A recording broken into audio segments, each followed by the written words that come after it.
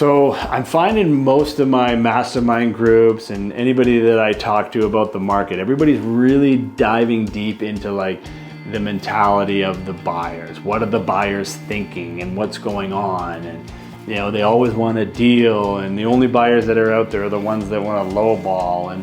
And you know, I always think it's funny because like during COVID, like in a busy market, buyers were like tripping over each other to pay more for a property, right? Like it was crazy, like more for a property in the sense that like what it was worth made no difference whatsoever. It was all about what those payments were, right? We don't care what it's worth. If I'm gonna add another $50,000, it's gonna be another $200 on my mortgage payment, and I'm okay with that.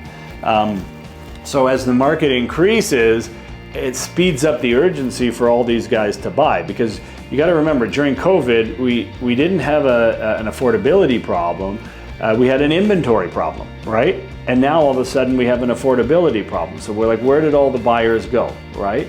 So I agree with that. Like, you know, affordability is at an all-time high, right? But right now the market is starting to go down, not huge, but little increments, right? Like I said before, in our market, it's down, like from January, we're down about 5.5%. It's July right now.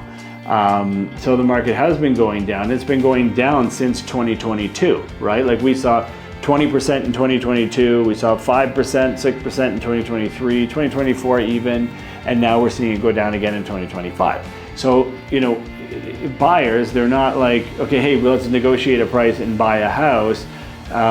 It's just that they've gone the opposite way, where they're either not going to buy a house or they're going to throw unrealistic prices at the market, which don't come together, and they get fatigued doing that as well.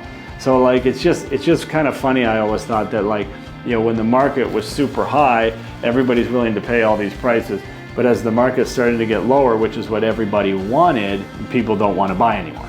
So it's like, and I understand, you know, trying to find the bottom and how low is it going to go. But at some point in time too, you just need to buy a house, and you just need to get in the market. And just like a stock, right? You can buy it and then it could go down a little bit, but then the idea is it goes up over time. So real estate is a long-term hold. And I think everybody now realizes that, right? There's gonna, like, we're not gonna see this for a while, this 20% appreciation, 25% appreciation that we saw before.